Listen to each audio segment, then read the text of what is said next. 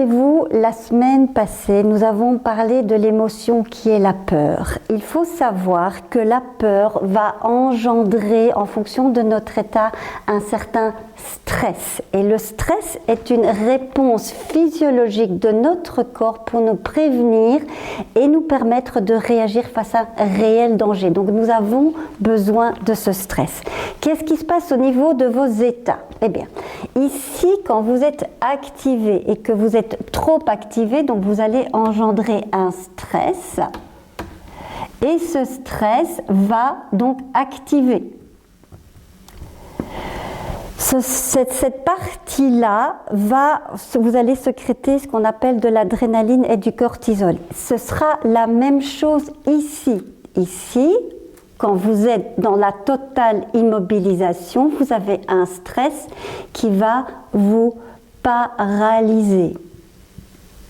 Et qu'est-ce qui se passe ici? Ici, justement, quand vous êtes connecté à votre corps, que vous êtes à l'écoute, eh bien ici, la peur, qu'est-ce qu'elle va devenir? C'est plutôt un moteur. Le moteur va vous permettre de vous motiver.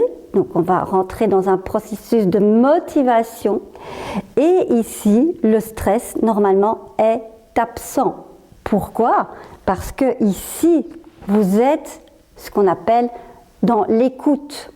Vous écoutez vos besoins, vous écoutez l'énergie dont vous avez besoin pour réagir. Alors, il faut savoir que quand on accumule du stress dans le corps, nous pouvons évidemment à ce moment-là changer l'équilibre de notre corps. Souvenez-vous ici, j'ai dessiné ce qui se passe pendant une journée équilibrée. Votre sympathique va monter, descendre, etc.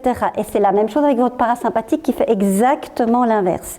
Quand vous êtes dans un stress qu'on dit chronique, c'est-à-dire en général un stress de longue durée, eh bien votre corps va rester à ce niveau-ci.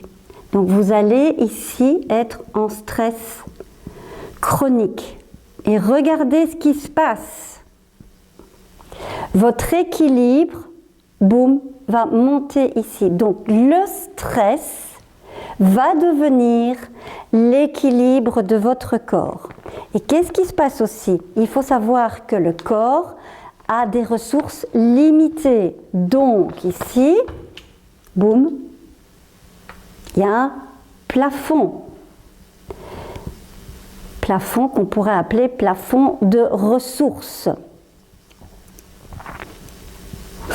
Quand vous avez atteint ce plafond parce que votre corps s'habitue à un certain niveau de stress, donc ici ça devient l'équilibre, mais donc il a peut-être besoin de plus, etc. et que vous montez, quand vous arrivez à ce plafond, donc vous arrivez ici, eh bien votre corps s'effondre.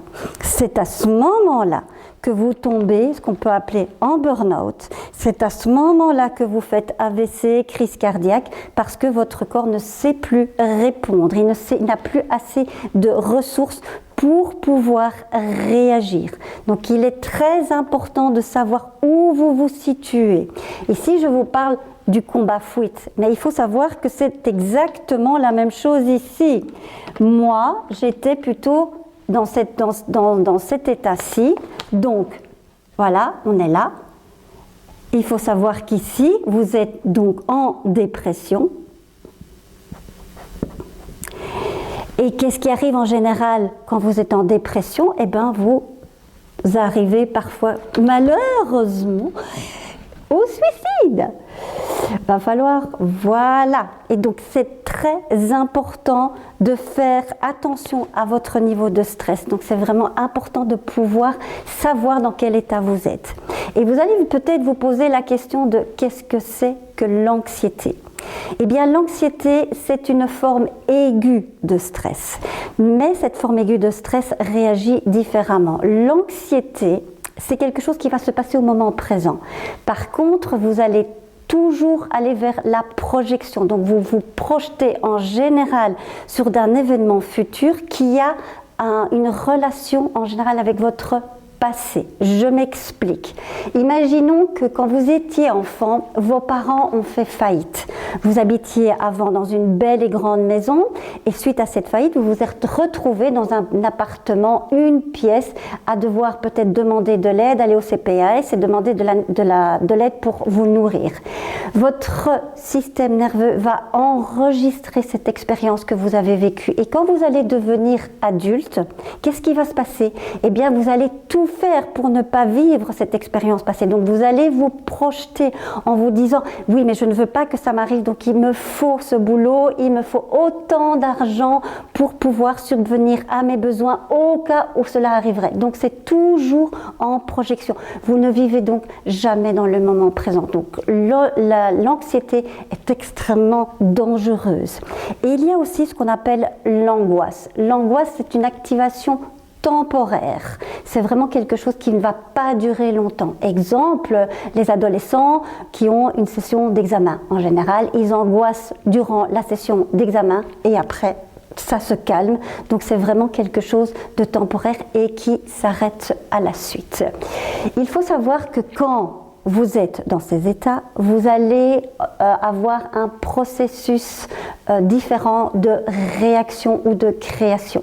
C'est le sujet de ma prochaine chronique. Prenez soin de vous.